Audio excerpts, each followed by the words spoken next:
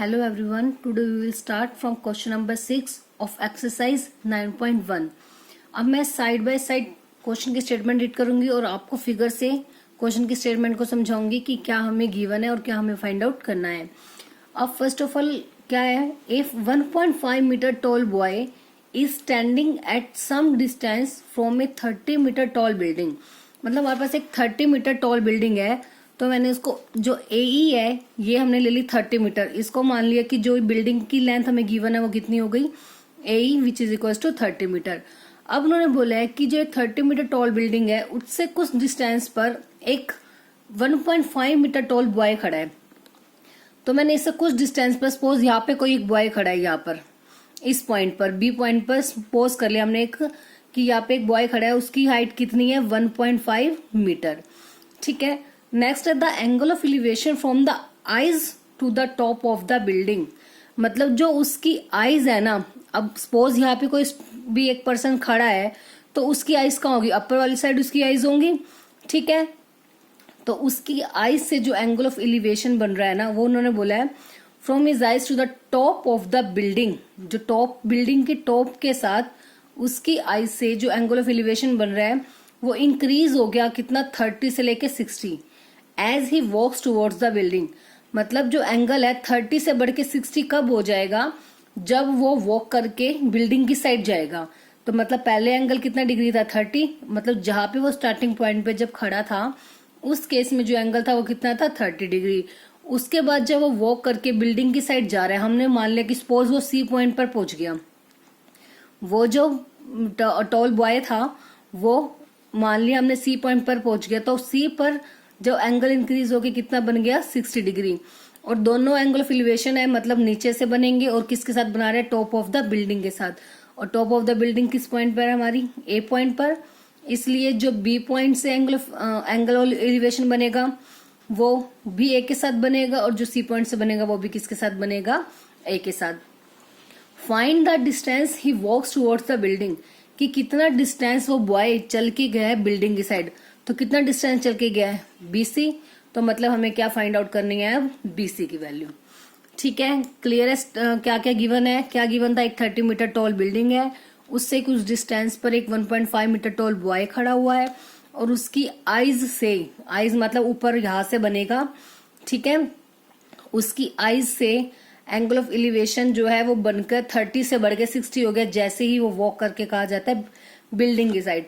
तो पहले starting point पे यहाँ था तो एंगल 30 था, तो फिर उसके बाद वो वॉक करके बिल्डिंग की साइड जा रहे हैं, हमने मान लिया कि वो C पॉइंट पर पहुंच गया, तो उस केस में एंगल कितना बन गया 60 डिग्री. अब हमें डिस्टेंस फाइंड आउट करना है BC. अब सबसे पहले जो AE हमारे पास था वो कितना है 30 मीटर. तो मैंने यही लिखा सोल्यूशन में, राइट, कि let AE equals to 30 metre be the height of the building. और BM क्या थी, हाइट ऑफ द बॉय थी, तो 1.5 मीटर. अब फ्रॉम द फिगर, अब सबसे पहले देखो जो ये BE हाइट है, अब मेन बात तो पहले मैं आपको ये समझाती हूँ क्या करना है. हमें निकालनी है BC की वैल्यू. ठीक है. अब देखो ये तो कोई एक ट्रायंगल तो देखो बन रहा है, बट राइट एंगल ट्रायंगल नहीं है. जब तक राइट एंगल ट्रायंगल नहीं होगा तो हम कोई भी ट्रिग्नोमेट्री आइडेंटिटी यूज नहीं कर सकेंगे उसमें. तो उस केस में हमें BC निकालने के लिए क्या चाहिए होगा, ट्रायंगल. पहले तो ABD ट्रायंगल से हम किसकी वैल्यू फाइंड आउट करेंगे, पूरी BD की. फिर ट्रायंगल ACD, AD कंपल्सरी है लेना, बिकॉज ये एक राइट एंगल ट्रायंगल यही से बनेगा, राइट एंगल, बिकॉज जो 90 डिग्री का एंगल है हमारा वो ये एंगल है, तो इसलिए AD साइड हमें लेनी ही पड़ेगी. तो एक बार ट्रायंगल लेके चलेंगे ACD, तो ACD से हमारी CD निकल जाएगी, कंप्लीट से BD निकल जाएगी. BC निकालने के लिए पूरी हमें पता है, इतनी हमें पता है, दोनों को माइनस कर देंगे तो क्या बच जाएगा हमारे पास, BC. ठीक है. तो हमें BC फाइंड आउट करनी है. अब उसके लिए हमें ये दोनों चीजें चाहिए, these both are the base, और इनके साथ हमें हमारे पास क्या गिवन है, परपेंडिकुलर. बट देखो जो AE है वो तो कंप्लीट हाइट हो गई, बट ट्रायंगल जब हम लेंगे ACD, उस केस में जो हाइट होगी वो तो सिर्फ AD लेनी है, हमें कंप्लीट तो नहीं लेनी ना. तो AD हमें देखनी पड़ेगी कितनी है. तो देखो जो ये हमने जो एंगल लिया था वो इसकी आइज से स्टार्ट किया, तो मतलब इतना पोर्शन तो बच गया. तो बिल्डिंग के जितने पोर्शन तक ये खड़ा है ये बॉय, उतना पोर्शन हम नहीं ले सकते क्योंकि उसकी आइस तो ऊपर की साइड होगी ना, एंगल वहां से बन रहा है, तो इसकी हाइट जितनी है उतना पोर्शन हम बिल्डिंग का छोड़ देंगे, वो कट हो जाएगा क्योंकि हम यहां से अब स्टार्ट हो रहा है एंगल हमारा, क्योंकि इस पोजीशन से बनना स्टार्ट हुआ है। ठीक है, तो हम जब एडी निकालने के लिए क्या करना पड़ेगा, हम एई में से डीई को क्या कर देंगे, माइनस। ये कंप्लीट है 30 और ये कितनी है 1.5, तो एडी निकालने के लिए 30 में से 1.5 को क्या करना पड़ेगा हमें, माइनस। कितनी साइड आ जाएगी 28.5, बस यही करना है हमें। जो डीई है वो बीएम के इक्वल हो जाएगी। ठीक है, सो एडी की वैल्यू हो जाएगी, इस पूरी में से डीई को मैंने माइनस कर दिया, कितना आ गया 28.5। बस अब क्वेश्चन बिल्कुल सिंपल बन गया। अब हमें दो ट्रायंगल लेके चलने, एक बार एबीडी वहां से बीडी निकाल लेंगे और एक बार एसीडी लेके चलेंगे, वहां से क्या निकालेंगे, सीडी की वैल्यू। चलो फर्स्ट ऑफ ऑल लेके चलते हैं in triangle A B D, A B D complete triangle लेके चलते हैं हम ए बी डी। अब हमें बेस चाहिए तो हमें बेस का रिलेशन लेना है और गिवन क्या है हमें, परपेंडिकुलर। तो बेस और परपेंडिकुलर का रिलेशन हमें लेके चलना पड़ेगा। बेस और परपेंडिकुलर का रिलेशन होता है हमारे पास टेंजेंट। देखो पंडित बद्री प्रसाद हर हर बोले, साइन कोस टेंजेंट। अब बेस और परपेंडिकुलर में रिलेशन क्या है, टेंजेंट। टेंजेंट होता है पी बाय बी, तो बस यहां से हम लेके चलेंगे टेंजेंट। एंगल क्या था कंप्लीट के लिए 30 डिग्री का ना, तो tangent 30 degree equals to P by में बी। पी का मतलब परपेंडिकुलर है हमारा AD, which is equals to AD by में बेस इज कंप्लीट के लिए कौन सा है, बीडी, तो एडी बाय में बीडी। ठीक है, अब एडी की वैल्यू हमने अभी निकाल ली थी, कितनी है 28.5, बाय में बीडी की वैल्यू तो हमें निकालनी है, हमारे पास है ही नहीं। टेंजेंट 30 डिग्री की वैल्यू होती है हमारे पास 1 बाय में √3, 28.5 बाय में BD. Now we cross multiply it, BD की मल्टीप्लाई 1 से बीडी, 28.5 √3। अब इसको ऐसे ही छोड़ देते हैं। अब किसकी वैल्यू निकालनी है हमें, सीडी की। अब कंप्लीट आ चुकी है, सीडी की निकाल देंगे, फिर किसकी निकल जाएगी, बीसी। बिकॉज बीसी की हम डायरेक्ट नहीं फाइंड आउट कर सकते, इसलिए मैं पहले कंप्लीट बीडी की फाइंड आउट कर रही हूँ, फिर डीसी की। लास्ट में जब दोनों को माइनस कर दूंगी तो क्या बच जाएगा हमारे पास, बीसी। ठीक है, तो यहाँ पे ये लाइन आपको लिखनी भी है, the required distance that we have to find is BC. Next triangle we will take triangle A C D. Then in triangle A C D, in triangle A C D, इसमें भी same हमें यही है, base निकालना है, perpendicular given है, तो हम क्या लेके चलेंगे, पी बाय में बी। टेंजेंट 60 डिग्री, पी का मतलब हो गया ये एडी और बेस हो जाएगा हमारा सीडी, तो tangent 60 degree which is equal to P by में बी, परपेंडिकुलर इज एडी और वो कितना था, सीडी। टेंजेंट 60 डिग्री की वैल्यू होती है √3। अब एडी की वैल्यू हमारे पास कितनी थी 28.5, अभी ऊपर भी पुट की है ना, और सीडी हमें निकालनी है। Cross multiply √3 into CD, √3 into CD which is equal to 28.5, तो सीडी की वैल्यू आ जाएगी 28.5 बाय में √3, क्योंकि मल्टीप्लाई में इधर आके क्या हो जाएगा, डिवाइड में। ठीक है, तो अब हमारे पास यहाँ से सीडी की वैल्यू आ गई, बीडी की वैल्यू पहले ही हम फाइंड आउट कर चुके थे। हमें वैल्यू किसकी चाहिए अब, बीसी की, क्योंकि जो हमारा रिक्वायर्ड डिस्टेंस है वो क्या है, बीसी। तो बीसी हो जाएगी बीडी माइनस सीडी, और बीडी और सीडी दोनों हमने फाइंड आउट कर लिया। अब इन दोनों को क्या करना है हमें, minus. Then we write required distance BC equals to BD minus CD. BD की वैल्यू ये आई थी हमारी और सीडी की वैल्यू 28.5 बाय में √3। अब taking LCM which is equals to √3, तो अब इसके बारे में कुछ नहीं है, तो डायरेक्ट किसके साथ क्या हो जाएगी, मल्टीप्लाई। तो 28.5 मल्टीप्लाई √3 की √3 से मल्टीप्लाई होगी, √3 का स्क्वायर, √3 का स्क्वायर हो जाएगा तो स्क्वायर से रूट क्या हो जाएगा, कैंसिल आउट। माइनस √3 से √3 कैंसिल, तो क्या बच गया 28.5। बस अब इनकी मल्टीप्लाई कर देते हैं, 5 3 15 कैरी 1, 8 3 24 और 1 25, कैरी 2, 3 2 जा 6 और 2 8, 85.5 माइनस 28.5 बाय में √3। अब माइनस करेंगे तो 5 में से 5 गए 0, तो पॉइंट के बाद वाली वैल्यू खत्म। 15 में से 8 गया 7 और 7 में से 2 गए 5, 57 बाय में √3। और बाय में हम कभी भी रूट को रहने नहीं देते, तो इसका क्या कर देंगे अब रैशनलाइज। तो 57 √3 बाय में 3 कैंसिल आउट हो जाएगा, 3 1 जा 3, 3 9 जा 27। तो जो हमारा रिक्वायर्ड डिस्टेंस था, जो हमें फाइंड आउट करना था, वो कितना हो गया 19 √3 मीटर। मतलब जितना डिस्टेंस वो बॉय वॉक करके उसके साइड गया है, बिल्डिंग की साइड, वो डिस्टेंस कितना है 19 √3 metre. Now we start question number 7। 7 की स्टेटमेंट क्या है? From a point on the ground the angle of elevation of the bottom and the top of a transmission tower fixed at the top of a 20 metre high building. देखो क्या बोला है, दोबारा देखो। From a point on the ground, ground पर एक point से angle of elevation बन रहा है of the bottom and top of the transmission tower fixed at the top of a 20 metre high building. मतलब हमारे पास एक 20 मीटर हाई बिल्डिंग है, तो जो एसी है वो हमारी क्या हो जाएगी building. AC equals to 20 metre be the given building. तो जो 20 मीटर हाई बिल्डिंग है उस पर एक ट्रांसमिशन टावर फिक्स कर दिया, तो जो सीडी है वो हमने मान लिया कि वो टावर है, टावर की लेंथ होगी। ठीक है, अब उसने बोला है कि from a point on the ground, तो हमने मान लिया कि एक पॉइंट ग्राउंड के ऊपर मान लिया कि बी है, क्योंकि यहाँ पे तो बिल्डिंग है उसके ऊपर टावर फिक्स है।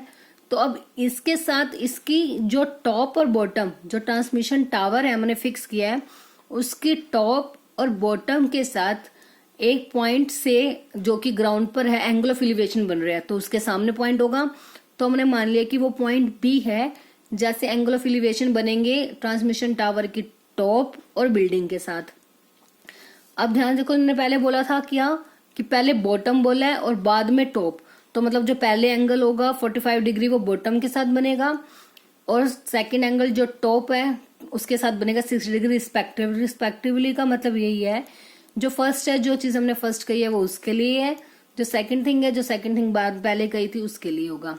ठीक है, तो डेट मीन्स हमारी बॉटम के साथ बनेगा 45 डिग्री का एंगल और टॉप के साथ कितने डिग्री का एंगल बनेगा 60।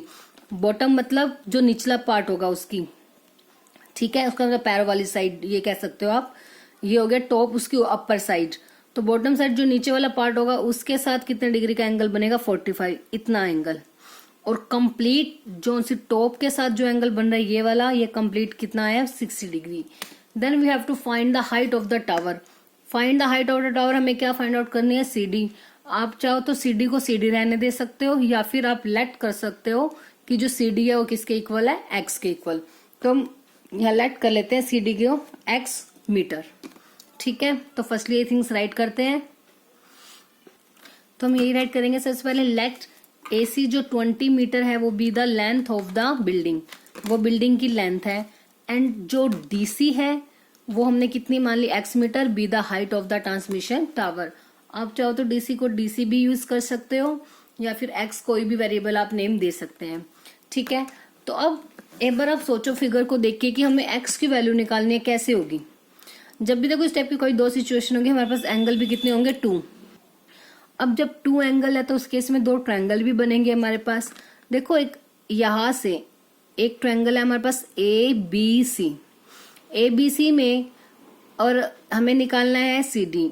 अगर मैं पहले ये ए बी सी ट्रायंगल लेके चलती हूँ, ठीक है, तो ए बी सी के केस में हमारे पास हाइट गिवन है, और अगर मतलब परपेंडिकुलर गिवन है और मैं बेस निकाल रही हूँ यहाँ से हम क्या निकाल ले, बेस, तो ए बी की वैल्यू आ जाएगी।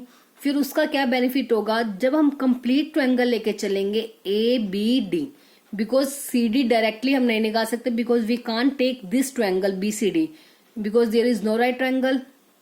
ठीक है, तो इसलिए हमें कंप्लीट लेना पड़ेगा A B D. A B D में जो परपेंडिकुलर हो जाएगा वो क्या होगा 20 प्लस एक्स, कंप्लीट साइड हो जाएगी ना, यहाँ तक है 20 और ऊपर वाला x, तो टोटल हो जाएगा 20 प्लस एक्स। और उस केस में हम ए बी की वैल्यू हमें पता है क्योंकि हम फर्स्ट पार्ट में निकाल चुके होंगे। ठीक है, तो बस उस केस में एंगल 60 होगा, पहले वाले एंगल क्या लेना था 45। बस वहां से फिर हमारी इजीली वैल्यू आ जाएगी। देखो एक बार स्टार्ट करते हैं, उससे आपको और भी क्लियर हो जाएगा। First of all we will take the triangle ABC। Now in triangle ABC P by में B, P बाय B क्या होता है, टेंजेंट 45। अभी मैंने आपको बताया था लास्ट क्वेश्चन में हमने परपेंडिकुलर बाय बेस यूज किया था ना। तो जो छोटा ट्रायंगल है उसके लिए एंगल कितना है, 45 डिग्री है ना, तो इसलिए 45 डिग्री मैंने लिया है। परपेंडिकुलर बाय में बेस, परपेंडिकुलर का मतलब है AC, बाय में बेस का मतलब है AB। तो AC बाय में BC, सॉरी AC बाय में AB। नाउ AC की वैल्यू है 20, टेंजेंट 45 की वैल्यू होगी 1, AC की वैल्यू है हमारे पास 20, बाय में AB की वैल्यू तो हमें निकालनी है। तो नाउ क्रॉस मल्टीप्लाई, AB की मल्टीप्लाई 1 से AB इक्वल्स टू 20 की मल्टीप्लाई 1 से 20। तो डेट मीन्स जो AB की वैल्यू आ गई वो हमारे पास कितनी आ गई, 20 मीटर। ठीक है, 20 मीटर आ गई AB की वैल्यू। अब हमें निकालने की इसकी X की वैल्यू लेनी है, तो ट्रायंगल लेके चलते हैं ABD। Now in triangle ABD figure show होनी चाहिए आपको, इसे मैं इसको नीचे कर लेती हूँ। इन ट्रायंगल ABD में अब सेम P और B का रिलेशन है, तो वी टेक टेंजेंट और एंगल कितना है 60 डिग्री, P बाय में B। अब ABD के केस में जो हमारा परपेंडिकुलर है वो क्या है, AD, बाय में B कितना है, बेस मतलब AB। टेंजेंट 60 डिग्री की वैल्यू होती है √3, AD की value AD which is equals to AC plus CD मतलब 20 प्लस X कंप्लीट। ये हर एक चीज आप अगर फिगर में ही शो कर दोगे, उसके बाद अगर आप वो चीजें नहीं भी लिखोगे तो भी आपकी फिगर से वो सब क्लियर हो जाएगा कि हमने वैल्यू जो AD लिया है वो क्या हो जाएगा, 20 प्लस X। ठीक है, तो इसलिए फिगर में साथ के साथ जो वैल्यू आप ऐड करते हो वो जरूर लिखोगे। बाय में AB की वैल्यू आई थी हमारी कितनी, अभी निकाली थी हमने 20। Now cross multiply on both side, 20 की मल्टीप्लाई √3 से 20 √3। अब ये एज इज 20 प्लस X। अब X की वैल्यू निकालनी है ना, तो X ऐसे ही रहने देते हैं, प्लस 20 इधर आके क्या हो जाएगा माइनस में, तो 20 √3 प्लस का 20 इधर आके हो गया minus, which is equals to X। तो नाउ वी टेक 20 कॉमन, क्या बच गया √3 minus 1 which is equals to X। तो हाइट ऑफ टावर हमने X ही लेट की थी, so therefore height of the tower कितनी आ गई, 20 इंटू √3 माइनस 1 मीटर। ठीक है, तो लास्ट में बस आप राइट कर दोगे। So height of tower equals to 20 into √3 minus 1 metre. ठीक है, height of the transmission tower या हाइट ऑफ द टावर लिख सकते हो आप। Now next question number 8, a statue 1.6 metre tall stands on the top of a pedestal. मतलब एक पेडस्टॉल है, उसके ऊपर 1.6 मीटर टॉल एक स्टैचू हमने रखा हुआ है उसकी टॉप पर। पेडस्टॉल मतलब जैसे आपने कभी भी जो कपड़े लेने जाते हो शॉप पे, गारमेंट्स की शॉप पे देखा होगा ना कि बाहर स्टैचू रखे होते हैं जिनको कपड़े पहनाए हुए होते हैं शो के लिए। तो वो जिस मतलब पैड ऊपर वाले वो ऊपर स्टैचू हो गए, और जिसके ऊपर जिस स्टैंड के ऊपर उन्हें रखा जाता है ना, उस स्टैंड को हम बोलते हैं पेडस्टॉल। ठीक है, तो एक स्टैचू है जिसकी लेंथ कितनी है 1.6 मीटर। ठीक है, वो एक पेडस्टॉल की टॉप के ऊपर रखा हुआ है। तो हमने लेट कर लिया, देखो ये एक AC एक पेडस्टॉल है। ठीक है, मतलब ये एक स्टैंड है, इसके ऊपर एक स्टैचू रखा हुआ है। तो स्टैचू हमने मान लिया कितना है CD, और उसकी हाइट हमें गिवन है 1.6 मीटर टॉल स्टैचू है। तो इसकी CD की लेंथ तो आ गई कितनी 1.6, और AC को हम लेट क्या कर लेते हैं X मीटर। अब उसके बाद इन्होंने बोला from a point on the ground, point ले लिया ग्राउंड पर, वो हमने मान लिया कि B पॉइंट है। ठीक है, the angle of elevation, angle of elevation मतलब नीचे से ऊपर की ओर एंगल बनेंगे, of the top of the statue is 60। Statue तो ये वाला है ना CD, तो उसकी टॉप मतलब D पॉइंट से जो एंगल ऑफ एलिवेशन बनेगा B से, वो कितना हो गया, कंप्लीट एंगल हो गया 60 डिग्री। बोला है ना, देखो from the top of the statue is 60 degree, यहां से स्टैचू के टॉप के साथ जो एंगल बनेगा वो है 60 degree. And from the same point, और इसी पॉइंट से मतलब फ्रॉम द B पॉइंट ही हमने लेना है the angle of elevation of the top of the pedestal pedestal तो कौन सा था हमारा AC, तो पेडस्टॉल की टॉप हो जाएगी C पॉइंट पर, तो वहां से एंगल कितना बन रहा है उसके साथ 45 डिग्री। मतलब जो ये एंगल बनेगा ना यहाँ से B से C तक जो लाइन जा रही है वो जो एंगल बनाएगी इसके साथ, that means angle ABC which is equal to 45 degree. मतलब ये जो सा छोटे वाली ट्रायंगल है उसका होगा 45 और बड़े वाले का जो एंगल होगा वो कितना होगा 60 डिग्री। फिर से देख लो एक बार स्टेटमेंट को। एक स्टैचू ले लिया हमने, वो 1.6 मीटर टॉल है, वो एक टॉप ऑफ द पेडस्टॉल के ऊपर है। एक पेडस्टॉल ले लिया AC, उसकी टॉप पर एक स्टैचू है जिसकी लेंथ कितनी है 1.6 मीटर। अब उसके बाद इन्होंने बोला एक पॉइंट था हमारे पास ग्राउंड पर, उससे जो टॉप है स्टैचू की उसके साथ तो एंगल बन रहा है 60 और पेडस्टॉल की टॉप के साथ एंगल बन रहा है 45 degree. Then we have to find the height of the pedestal. Pedestal मतलब AC की वैल्यू हमें फाइंड आउट करनी है, दैट मीन्स X की वैल्यू हमें फाइंड करनी है। ठीक है, बिकॉज X हमने लेट कर लिया हाइट ऑफ द पेडस्टॉल। तो फर्स्ट ऑफ ऑल ये राइट करते हैं, लेट CD 1.6 मीटर हाइट है किसकी स्टैचू की, और AC को हमने मान लिया X, वो हाइट किसकी है पेडस्टॉल की।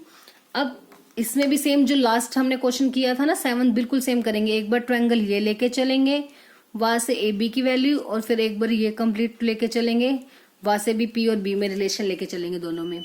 ठीक है, तो फर्स्ट ऑफ लेके चलते हैं ट्रायंगल ABC।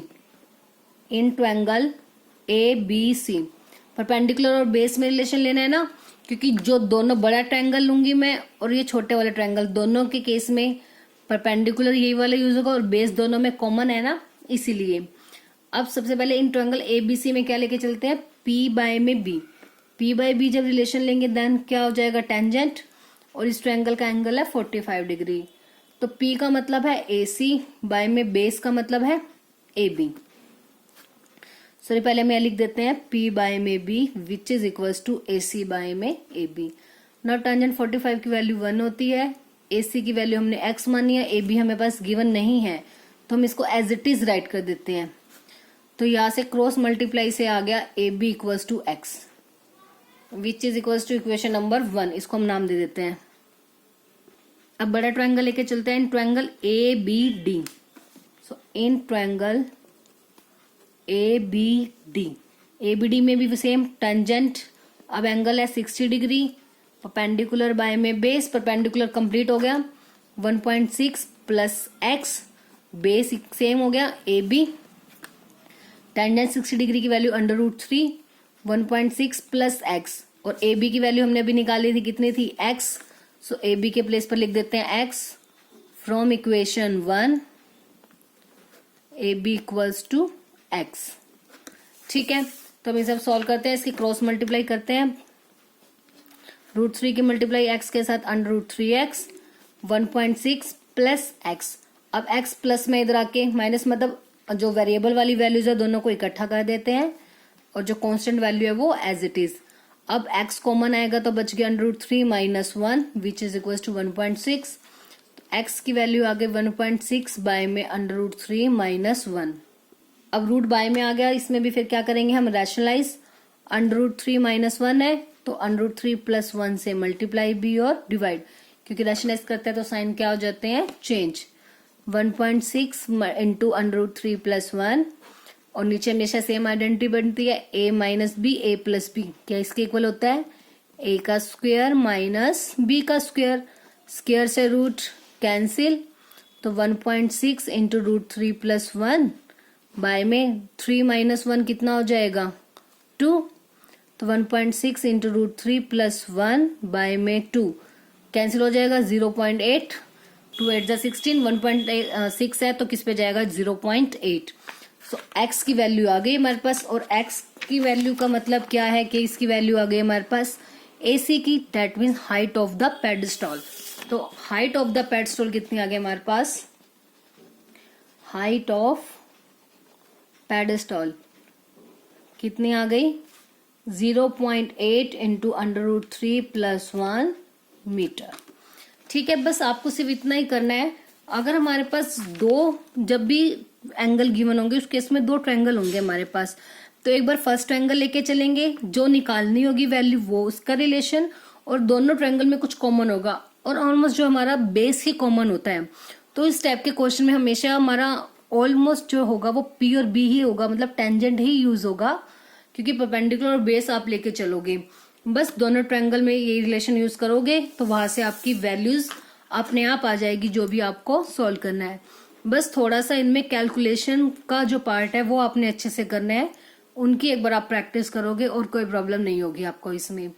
आई होप अब तक के ये जितने 8 क्वेश्चन, जितने भी क्वेश्चन हमारे हो गए हैं, आपको आई होप सभी को क्लियर होंगे।